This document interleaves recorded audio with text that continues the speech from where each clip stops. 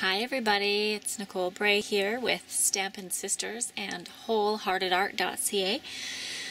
It's Mixed Media Monday, so I'm going to do a project with you that is all using Stampin' Up! Products once again.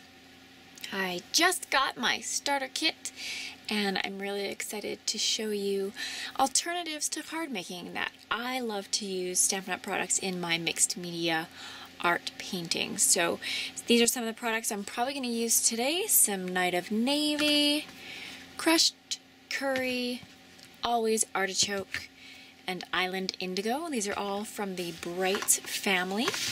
And these are some papers that I'm going to use that all come from the Stampin' Up! Mixed paper that always matches with all the inks. So I'm going to start with these papers and my background, and then I'm going to see how I might incorporate this beautifully Baroque stamp set. Alright, so time to just get the canvas on the table. I'm going to start with my inks first. I like doing inks at the first layer because they are nice and runny. You can take the whole ink pad and smoosh it all over the canvas and get a lot of coverage very, very quickly. You'll see that I don't pick up a paintbrush very much at all in this project. A lot of my work is just intuitive, unleashing your joy onto the canvas. Getting one layer down, I've put some acrylic paint down. I'm just using my sculpting knife to spread it around. A lot of times I'll just use my fingers. So there's our first layer with some ink and some acrylic paint. Making sure that layer is dry because it's ink, and ink, if you get wet, it will drip. It is definitely not water friendly, which in mixed media can be a lot of fun. So here I'm mixing my own paint.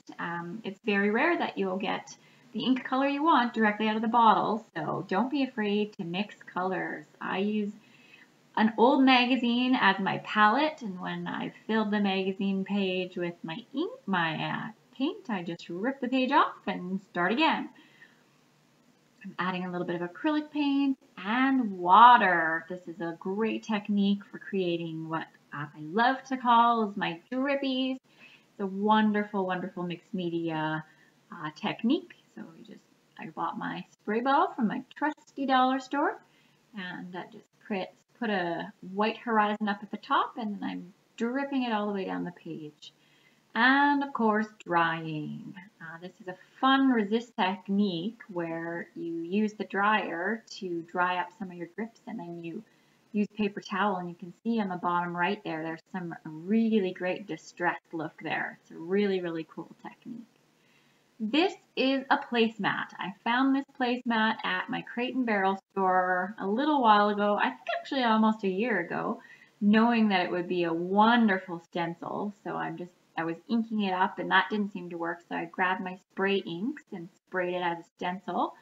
And then I flipped it over and put the wet side onto the canvas and did the reverse. So now we've got some great texture going on.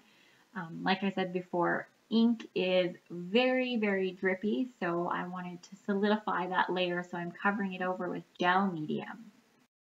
Now time to add our paper. I've chosen paper that I absolutely love. There's no point in putting paper on your piece if you don't absolutely love it, because then you'll be worried and you'll struggle with the placement. So right now we just want to unleash our joy on the canvas, and using papers that we absolutely love to look at helps us just intuitively get it on the page and not even worry about, does it go here, does it go there, is it going to match, is it going to look right. These papers all match with Stampin' Up! Products, and they all match the Stampin' Up! Inks and the Stampin' Up! Stamp set. So I know that this piece is going to have cohesion right from the start because the products that I'm using are cohesive to begin with. So it takes a lot of the guesswork out of the project. Making sure my layer is nice and dry. Adding some gesso to just sort of get it a little bit less bright. It's a great way to sort of bring back to the basics. My paper is kind of coming up off the canvas here. It's not quite dry, but I'm really not that worried about it because I'm going to put several layers of gel medium over it by the time I'm done. So I'm just putting a little bit of ink to get some more good coverage of color onto the canvas. I'm now moving into the blues that are in the paper, using my ink and just putting out some acrylic paint, using my little palette knife to spread things around. I've yet to pick up a paintbrush. That's what I love about mixed media art. Spraying to get some drippies with a beautiful mixture of the ink and the acrylic. It makes it a really, really cool technique with some really vibrant drippies. The ink just melts right off of the page. It's really great. And this resist technique of using paper towel over the drippies and then the brayer, and the pattern of the paper towel will actually remain in the distress of the ink and the acrylic paint. It's a really, really cool technique.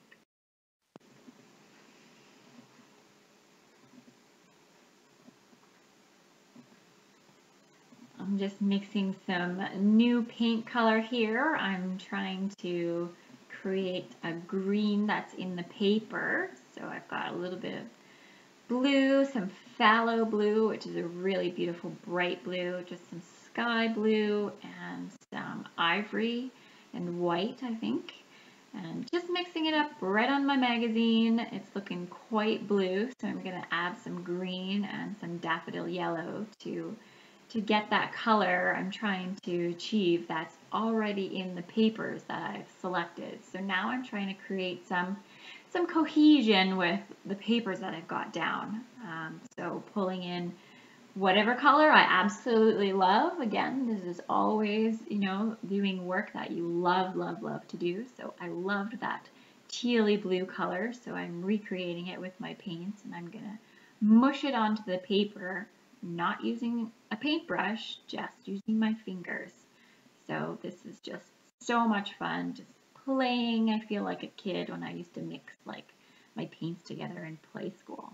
Just testing it out on the canvas to see if the color I've got is quite right, and mixing it again, smushing it on, just playing around, just really getting into it. I love getting dirty in the studio. It's so much fun.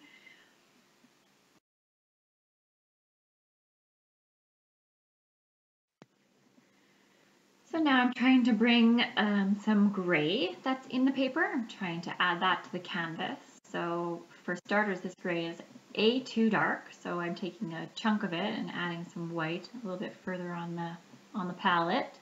Taking that gray piece of paper on the side there to sort of get a visual of what gray I'm trying to achieve. And the black and the white is just a little bit flat, so a burnt umber is a fabulous color. It's a must-have in your paint supplies. And it just helps to add a little bit more mud to the gray to make it just not look so two-dimensional. So I'm getting some of that beautiful gray on the table or on the canvas. I don't usually use gray, so I'm stretching my my sort of scope a little bit here and trying to go a little further and spread my wings. Gray isn't one of my chosen colors, but it's going to look beautiful in this piece because of the papers that I've chosen. So now creating some beautiful green drippies over drippies, drippies, drippies. It's such a fun word to say, and it's so much fun to do when you're actually playing in the studio too. So make those drippies and have a good time doing it. It's so much fun.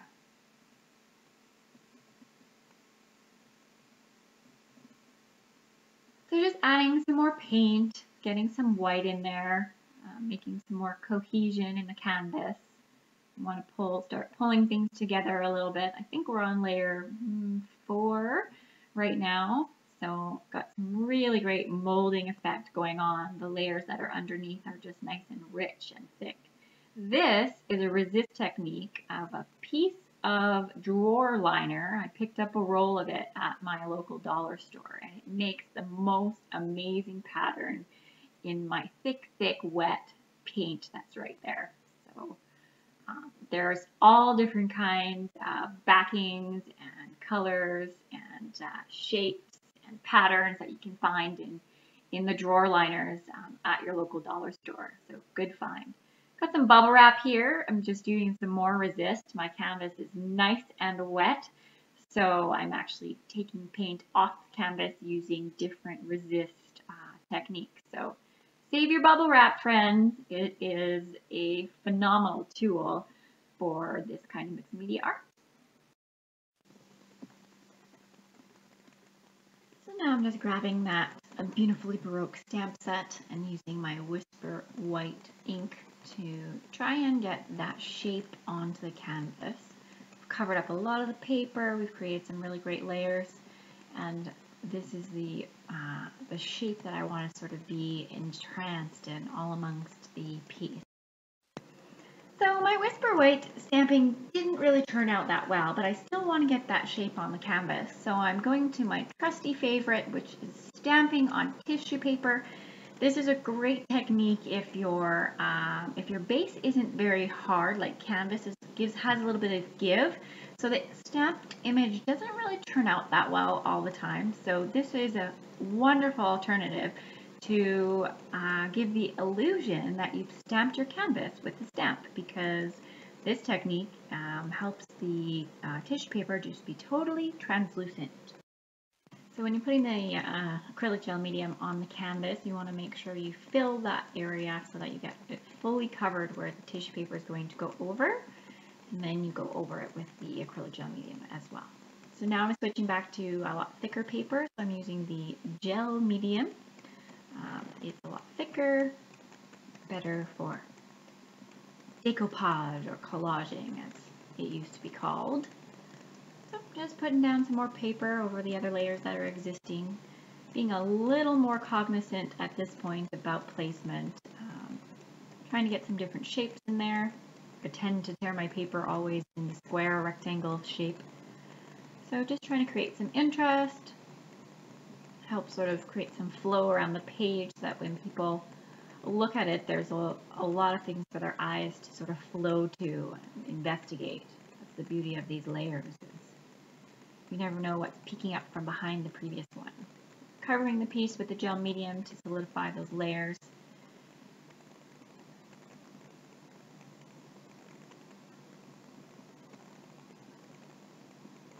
Making that really light seafoam green that is in the paper there, creating some more cohesion.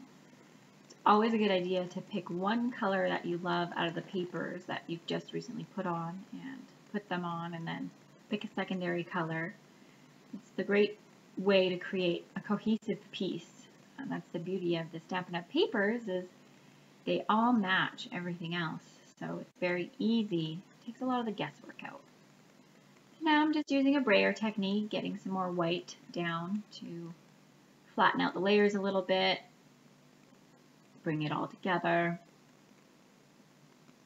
make it a little less bright. Trying all my resist techniques, just playing around. Now I want to get some of that yellow. I've chosen yellow now to pull in, so I am using the stamp set, and this is a Stampin' Up! Re-inker to create some great ink drips. Paint is a little thick now. I've got some nice paper layers that I don't want to totally cover over, so I'm using the ink because it's more transparent. Trying to figure out what's going to be my horizon, so that looks like the shape where it's going to be. Creating my horizon line, some solid acrylic paint, and the resist technique. Adding some more gel medium, covering the entire piece to protect those layers so that when I put ink or gel or paint over top of them, the paper won't absorb the ink or the water anymore because I protected it with that gel medium. It's almost like laminating it.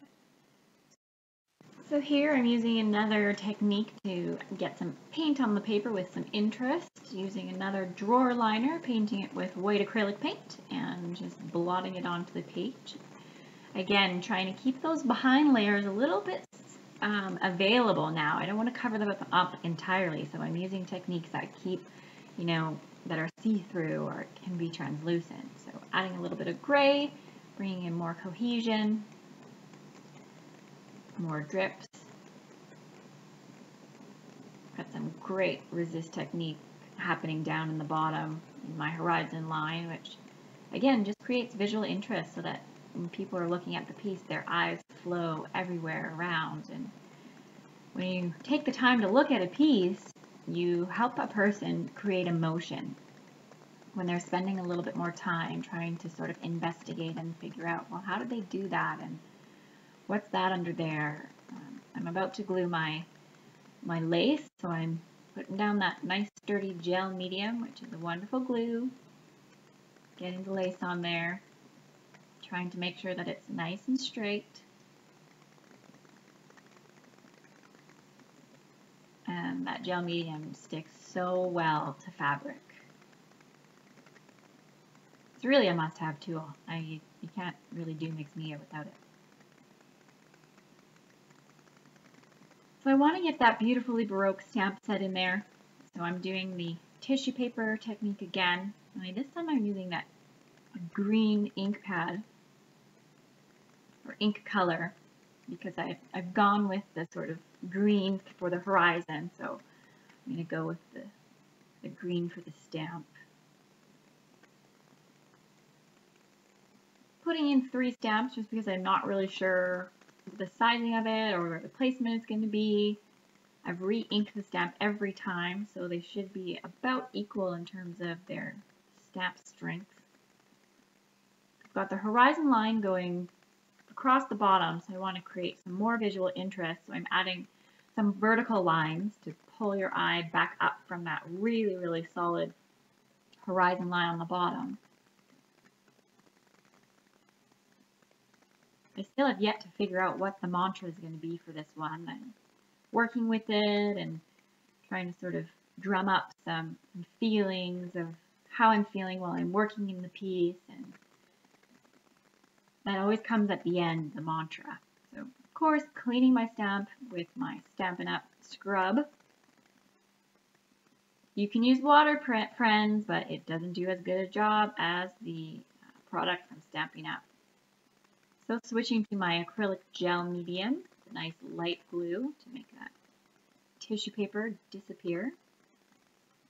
I've separated them individually so I have more control over their placement instead of having them in the line that I already did. And I like the way that that last one goes over top of the canvas at the very top. It just sort of like it's cascading over. It's kind of what I call a happy accident. I really like that it just sort of ended up that way. There's no real start to finish of your eye going up and down. So now I figured out what sentiment I'm going to put on. So I put a little bit of white underneath so that the words will show up. And just using a wonderful stamp set from Stampin' Up! That has both big and small letters on the blocks. I borrowed it from my sister Stacy. So just quickly stamping my mantra. So the mantra for this one is practice the power of now. So I'm working really hard this year on being in the present moment and just embracing the here and now and loving the journey for what it is. Well, that's a wrap, folks. I hope that you liked watching it as much as I loved creating it for you. I love teaching people how to do this and how to stamp with Stampin' Up! So if you want to stay in touch with me, head on over to Facebook, Stampin' Sisters, and like our page and come to one of our stamping events. We would really love to meet you. Thanks so much for watching.